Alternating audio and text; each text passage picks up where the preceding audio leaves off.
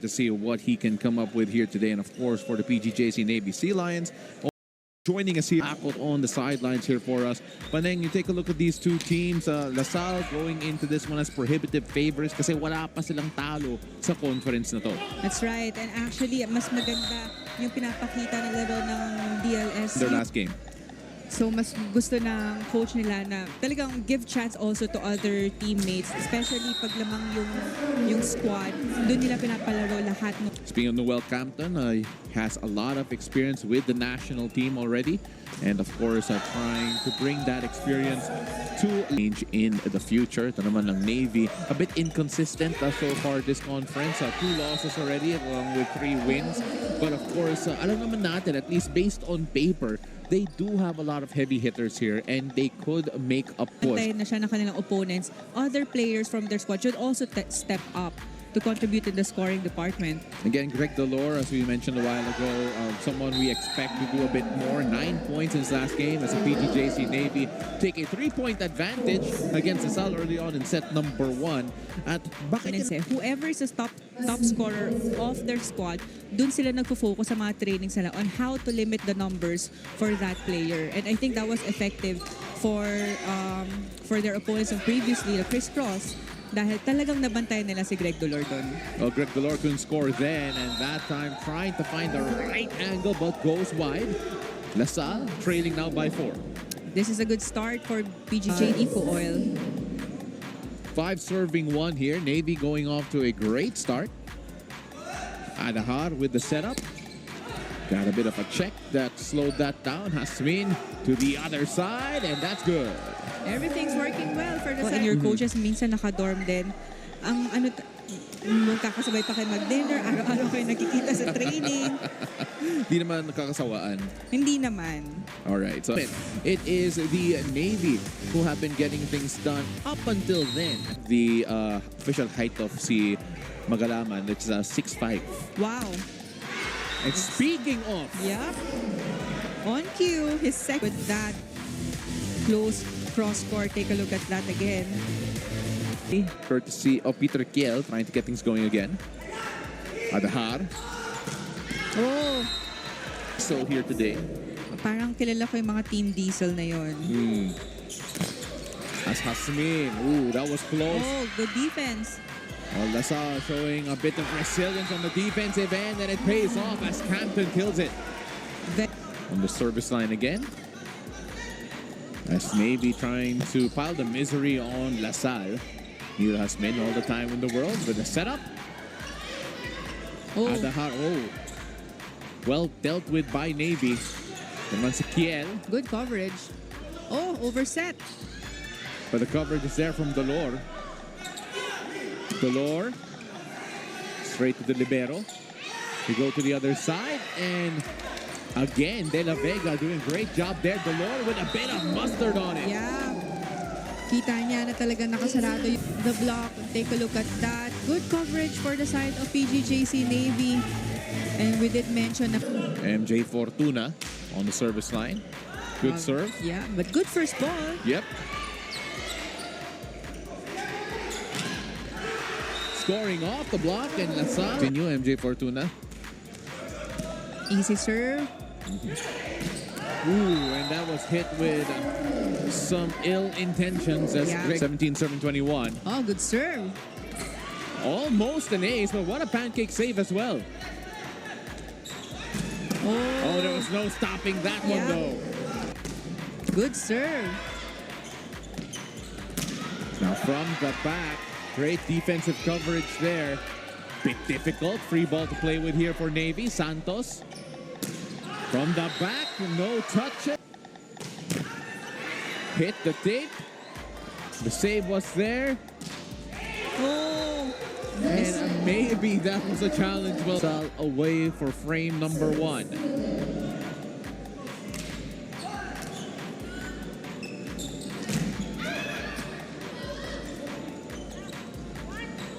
Campton. What a block coming from Navy. And that'll do it for back, but then it was Navy who finished it.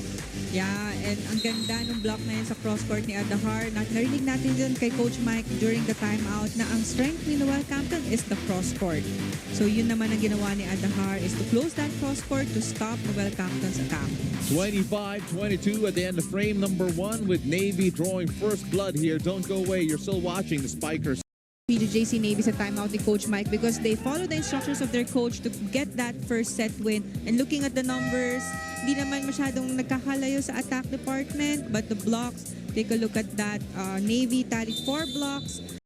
Number 2 and even things up, or will Navy pile on the pressure on LaSalle? We're still watching the Spikers Surf Invitational Conference as Navy start off the second frame with a service error. Will try and make his mark here in set number 2. Pudadera with the setup. And that's a good block coming from LaSalle. Mendoza. Got a bit of the tape there as Pudadera sets it up. And Maglinaw gets the score. Good touch there on the block. Good read to get there. Them compliment them on the service line. Biglang mag-error. Biglang mag-error. Wala talagang immune dun. Good first ball. Oh, that's Rui Ventura, the cross-court hit. He's a left-handed attack block nila. Daniel Del Pilar on the service line. Pudadera with the setup. And that time, De La Vega gets the first attack point here. Kaya yun yung mga mahirap blockin, yung mga zero tempo na attack ng quick hitters. And that time, the blocking gets it done for LaSalle. Now, firing on all cylinders in every department here. Yeah, good start. Definitely by LaSalle. Take a look at that again. I believe that'll be Adahar who will be credited with that block. Ventura on the service line. And who Paning will talk about now. After he served. That's a good serve. That's a good serve from Dolor. From the back, and Maglinaw takes it back, making up for the error and sending us. And ultimately, 2018 came where he was invited to play for PGJC and as well serve in the military. And Omar still remembers his first season in Spikers Turf where the venue was in Ateneo. Yung personal goal niya is to bring back the team to the finals. Trust the process. Back to you, Paolo and Paneng. Thank you so much for that report. As Omar Leoc scored as he was reporting. Bakit parang di lang anghel yung si Bailey? Sa ako naman parang it has been the complete opposite. And speaking, Pudadera with the setup again to Leoc. Good defense. That was Mendoza's handiwork. As Maglinaw unable to will that in. Greg Dolor, 5 points in this game so far. Mendoza. And great effort, but then that will be too much there for Navy. Yeah, 4 touches already, but at least the effort is... Kalaman with the serve. Ito naman si Pudadera. And that was a miss. Can Louis Pudadera and the rest of Navy mount a little comeback here? Kept alive. And that'll be a free ball to play with. Who will LaSalle turn to? Maglinaw. Yeah. Serve. It's like no pressure, pero may pressure. Like, relax ka lang. And that time, able to find the line. Magalaman was not able to go for the block, but De La Vega was in. De La Vega, good serve. Maglinaw gets that off the check, and that will tie it up at 1 set apiece, 25-21. PTJC Navy did tie it up at 13 all at one point, but then a nice mini run here from LaSalle. A 4-0 run saw them break the distance. If the coaches will use the same lineup, because this one worked well for Eco Oil. And we're looking at the numbers. Eco Oil leading the attack department with 15 attack points. And take a look at that block points. 5 blocks against 2 ng PGJC Navy. Result. Once again, thank you very much for joining us here. Arena Plus, Astigsa Sports. As the PGJC Navy Sea Lions are looking to regain their advantage in this contest. Propped up there, they go to the back row that time. That was good. That was Rui Ventura from the back row. Ang papakita nila here in the third set. Adahar. Oh, with a casual set to Magalaman. I think that Here was- for the PGJC Navy, 6 points, 3 attacks, and 3 blocks. The numbers he has produced here so far. Adahar with a great Del setup. Pilar leaving Mendoza with only 1 blocker. Oh, and Greg Delor was shut down by Ventura and Del Pilar. Yeah. With 7 points, 6 attacks, and a single block, trying to lead his squad forward. Adahar with the setup there. Meeting Good at the cover. net. Great coverage, as you mentioned, from Guerrero. Omar Leoc there first. Adahar sending it to the wing and scoring off the block. Yeah. Parang ang bilis ng transition na yon from Echo. Del Pilar with the serve. Oh, There was no stopping that from Yeah. Peter Ken. Here's another look at that here. Perfectly set up. it's for Ventura, 6 attack points and 2 kill blocks. And Ventura has had a fantastic game here so far. Again, Yeah. only scored 4 points in this last game. And Guerrero, you could see the frustration in his face. Yeah, He PJC knew- Navy. Ito naman si Maglinaw trying to up the lead here of Lasal. 14-8 the count in favor of the Oilers. Oh, but Hasmin. Opening sa oh. down the line.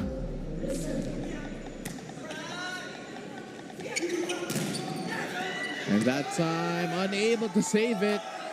Yeah, but good effort from Ventura. Well, they took down an ad board in the process. Navy. You know, it felt like earlier on in this frame, it was one-way traffic. You didn't know if Navy could come back, but they're on the way to doing that.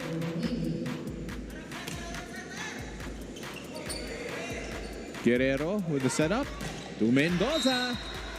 Yeah, again, Mendoza with that open hit. Actually, Si Yoyo Mendoza, 8 points already, 6 attacks and 2 blocks. And such a talented kid itong si Mendoza. Oh, and a single block. yeah. Ang ganda ng approach ni Villanueva, but bantay na bantay ni Motion Magli. that came from that. Really an energy booster here Yeah. para sa Lasal. Ito naman si Dolor. The check slowed it down. Adahar. Who do they look for here? Kiel. And the point going to PGJC Navy. Yeah, there was a net called set play.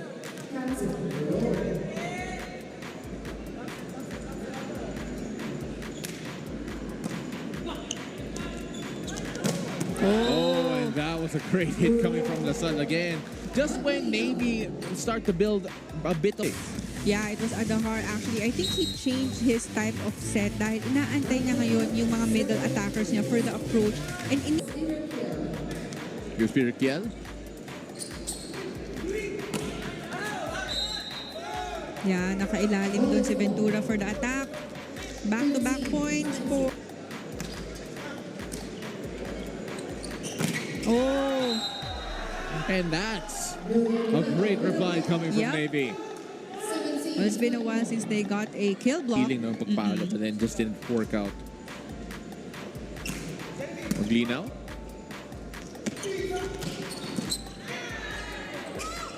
Kept alive. Oh, and what effort here coming from Santos. From the back. Then naman si Adahar with the setup again. Oh, And Mendoza able to keep it in. yeah. All of the attack, they want to get that kill point and take a look at that with Mendoza with a combination attack. To try and mount an unlikely comeback here. This is set number 3. And Yeah. Magalaman that time just too tall for everyone. Here to serve for Lasal. Safe serve. Who does Adahar look for? to Ventura, but just hit it below the Yeah, tail. it was too low for Ventura. The only Well, how many set points can Navy save here? Adahar wants to end it with Ventura. It's nice of Adahar of setting the ball again to Ventura para makabawi yung teammate. DLS Eco Oil closing this third set, getting their second set win for this game. Well, LaSalle taking advantage 25-19 to take the lead, as you mentioned a while ago. And it's a lot more when we return, especially that next frame. Don't go away. We'll be right back. Second and third set, sila yung mas madaming errors compared to PGJC Navy. But nahirapan ang Navy to get kill points sa attacks because of the good blockings ng Eco Oil. Only 4 kill blocks from Eco Oil, pero nakaka-check sila and nababasa nila na maayos yung mga attackers ng PGJC Navy. Well, we're taking a look at the number.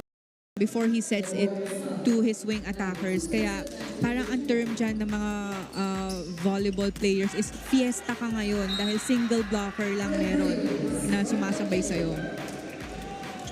And of course, this LaSalle team will try. All tied up at 1 apiece here. Which team will get a bit of separation early on as Ventura able to score for LaSalle. Yeah, quick sign na bukas yung down the line na yan. And for those wondering about the lineups of LaSalle here in this game, si Coach Jose Roque has made it clear that he wants to give this team more experience. Net. And for those wondering if did Campton play, yes, he did in the first Yeah, frame. in the first frame. But here in the fourth, as Yoyo Mendoza with a sharp serve. Pudadera with the setup. And that just dips at the right time. Yeah, parang iniiba na rin. Rodriguez with the serve. Magalaman, by the way, is back here for LaSalle. And Maglina with the block. Yeah. Very solid game here that we're Favor seeing. of LaSalle as Rodriguez with the serve. Pudadera, the setup. Easy ball. Here's Mendoza. And now getting that in between the two blockers. Forgot that Magalaman is also in the front row. Pudadera with the setup. And just too much mustard on that. No check balls. Sabi ng LaSalle and the referee agrees. Need. Your favorite NBA superstars on NBA TV Philippines. Now available on Signal Play. Download the Signal Play app and subscribe now on the App Store and Google Play to catch all the action this new NBA season. As we go back here and take a look at the man with the basketball players' height and reach. Hirapan silang basahin yung mga set plays niya. Kaya naman ang daming open blocks na nakikita tayo whenever na tumatalon or umaatake itong Eco Oil. Oh, great defensive effort from Maglina. They keep this alive. And ball pops up. Now it's Mendoza. What effort from both these teams from the back row. Buhay pa rin dito. Magalaman dunks it down. Oh, I think the first referee ball to him. Yeah. Kasi kanina, ang dami natin nakikitang block, kill blocks from him, and drop balls. But this time, meron na rin siyang mga slide attacks other than his quick attacks. Great effort again from LaSalle to keep that alive. Can Navy take advantage? Yes, they can.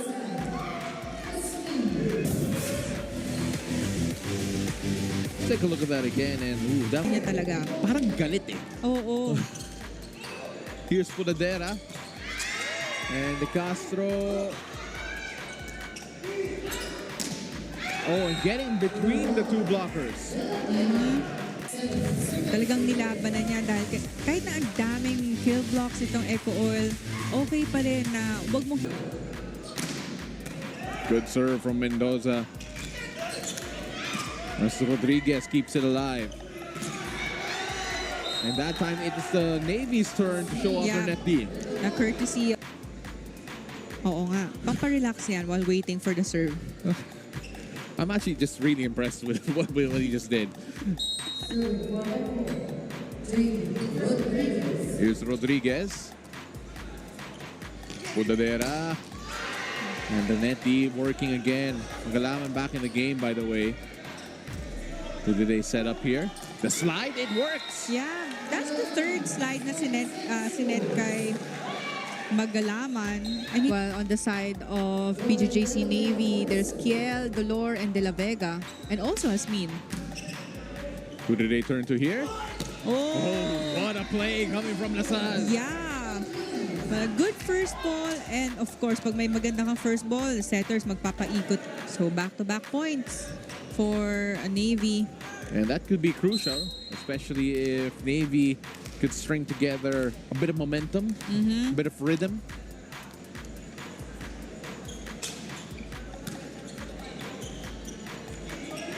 Go to the wing, and Navy are knocking on the door of Lasal, saying they're not done yet. 13 points, 8 attacks, and 5 blocks. Feels like more sometimes. Yeah. And speaking of blocking, that time that was not kept in from Lasal here. Yeah. Omar Liok with the serve. Soft touch. Doesn't work out. Navy attack the line. Ito naman si Mendoza, overcooked it. Ayun, itong DLS Eco Oil. Hernandez. Ooh, got a bit of help from the tape, and that's a service ace. Yeah. Bring for the match, Rui Ventura. Pudadera. Oh! Pinalo mo yun, Pao. Nope. Could not do it. Well, let's take a look at that again. Sana hindi tayo nakita sa replay. Oh. Nakita yung block ng momentum. Good serve. And that time, looking for a check ball, not getting it, or there won't be a challenge needed. But you need another good serve here coming from Dolor, and you need a good first ball coming from Lasal. So far, yung first ball ng Eco Oil is medyo problematic. Hindi nakakaabot kay Adahar. But this time, he was able to get that. A chance here for PGJC Navy and a chance for Eco Oil. De Castro with the set to Maglino! And good Maglino save. finishes it! Yeah. A good aim and a finish here by Maglina with that open hit using the hands of his blockers and getting their win. Well, Santos couldn't really get the angle on that one, but then what a finish here from Maglina. What a fan. We're going to have a chance to talk to the best player of the game of this one, where Lasal stay perfect here in the Spikers turf. 3-1 against the PGJC Navy Sea Lions, and they are going to go into this one putting to